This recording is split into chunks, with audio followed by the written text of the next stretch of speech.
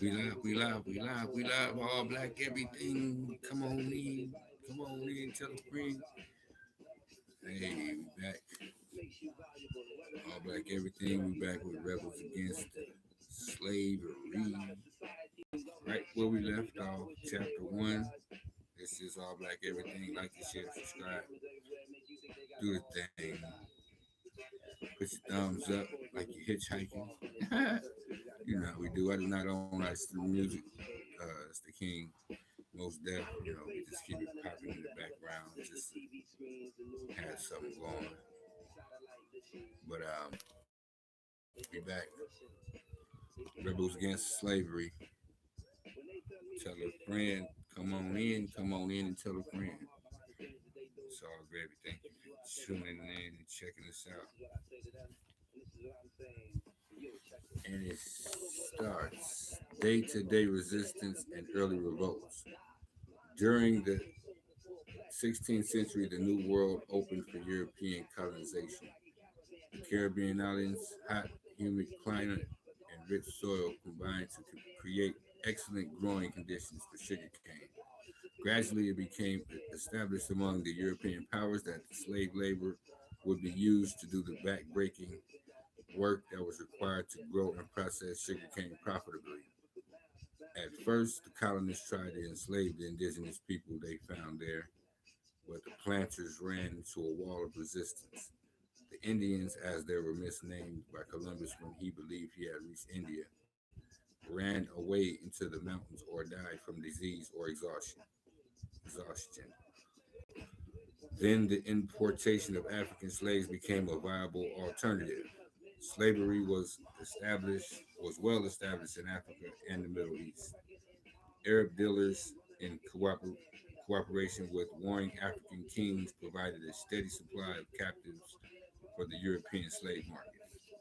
Massive numbers of blacks were taken from West Africa and brought to the Caribbean, however you want to say it, to work in the sugarcane fields. They were worked on dropped dead until they dropped dead from exhaustion, ran away into the mountains, or revolted. Planters wasted little time looking for fugitives because there was usually a shipload of fresh workers waiting in the harbor. However, the planters were always concerned about revolts, so any hint of the rebel spirit was dealt with swiftly and severely. But the system kept spawning one rebel after another. Slave revolts seem to have occurred more frequently in areas where there was a high ratio of blacks to whites and slaves to free men, such as Jamaica, Saint Dominique, or Haiti, Brazil, and British Guyana. A slaver noted in his law, quote, every part of the world where domestic slavery is established may be occasionally liable to insurrection and disquiet, more especially where the slaves constitute the majority of the inhabitants, end quote. Slave uprisings are a matter of record all over the Caribbean, Mexico, and South America. The first large-scale revolt of African slaves took place on the plantation of Christopher Columbus's son, Diego, in 1522 on the island of Hispaniola.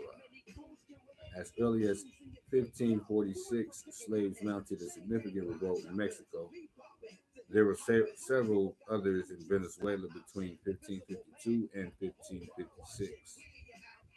Slavery, as it was practiced in the Caribbean and South America, served as a model for North American slavery. Slavers boasted that Africans coming from the Caribbean had been broken in at seasoning stations. But as Genovese noted, quote, because a high proportion of seasoned Africans in some cases were involved in plots and revolts, they also served as models for slave resistance in North America, end quote. Slavery officially began in the North American British colonies in August 1619, when a Dutch vessel coming from the Caribbean brought 20 black indentured slaves to Jamestown, Virginia. That same year, the Virginia House of Burgesses had met in Jamestown and approved indentured servitude. Thereafter, white and black indentured servants were traded in other major slave markets such as Charleston, South Carolina, and New Amsterdam or New York. Here's a little picture too. The sugar cane working, kidnapped individual. According to the law of that day, indentured servants worked for a period on average of 7 years. Then they were freed with full rights of citizenship. But as the plantations expanded and the demand for laborers increased, the enslavement of Africans was legalized, first in Massachusetts in 1641, followed by Connecticut in 1650, Virginia in 1661, Maryland in 1663, New York and New Jersey in 1664, South Carolina in 1682, Rhode Island and Pennsylvania in 1700, North Carolina in 1715, and Georgia in 1750. The first serious slave conspiracy in colonial America was in Gloucester County, Virginia, in 1663, when white indentured servants and slaves plotted to overthrow their masters and to make good their escape into the wilderness. Their plot was exposed by an informer, and they were punished in the usual way by death, beatings, or brandings.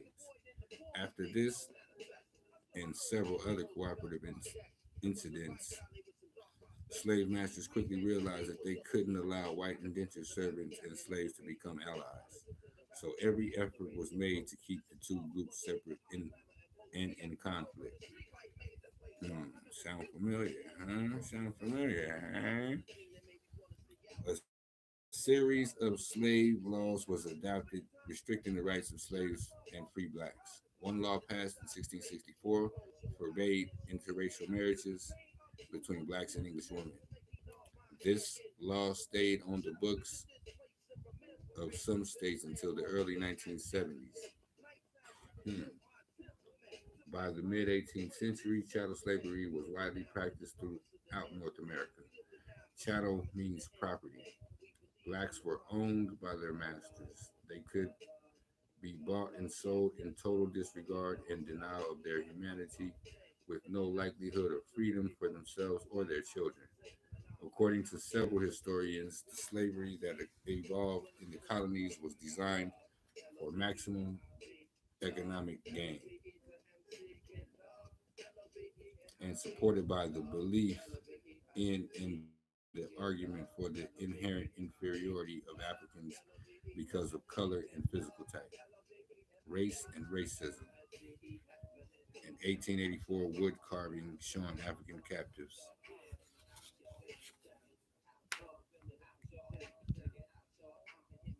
Wow, ain't it?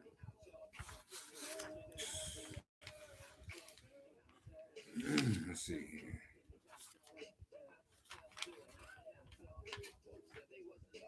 Race and racism, provided the excuse slave owners needed to allow themselves to own slaves without feeling guilty. Periodically, the chains that bound a race of people were strengthened by the passage of additional slave codes. Carolina, which later separated into North and South Carolina, enacted one of the most stringent set of laws governing slaves to be found anywhere in the New World. Owners were warned against excessive cruelty because that led to revolts. Yet the hours for working slaves were set at no more than 15 hours per day between March 25th and September 25th, and no more than 14 hours between September 25th and March 25th. That translated from can to Kent in slave language, which meant from can't see in the morning to can't see at night. Georgia's slave codes, adopted in 1755, was taken from South Carolina's. The selling of liquor to slaves was forbidden. Seven blacks, quote, being out together constituted a mob, end quote. And masters were encouraged not to teach their slaves how to read and write. Laws were easily written but hard to enforce. Some slave masters resented being told how to treat their property and disregarded the laws and ran their plantations as they pleased. hmm Even revolts on that. Now we gonna stop right there. Keep it nice and short today. But we in chapter one, Rebels Against Slavery. Check it out. It's sharing information. Do your own diligence. Don't take my word from that. We back, all black everything. Tell a friend. Come on in. Come on in. Tell a friend. You know, thumbs up like you hitchhiking. All black everything. Peace and love. We appreciate you for tuning in once again.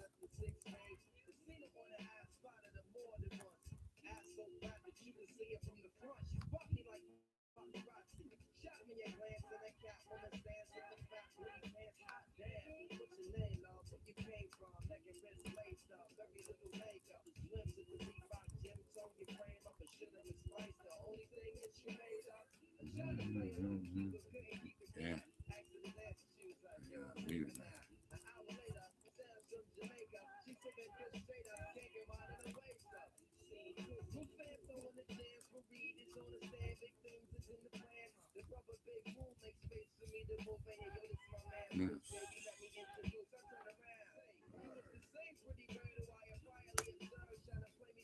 Yes.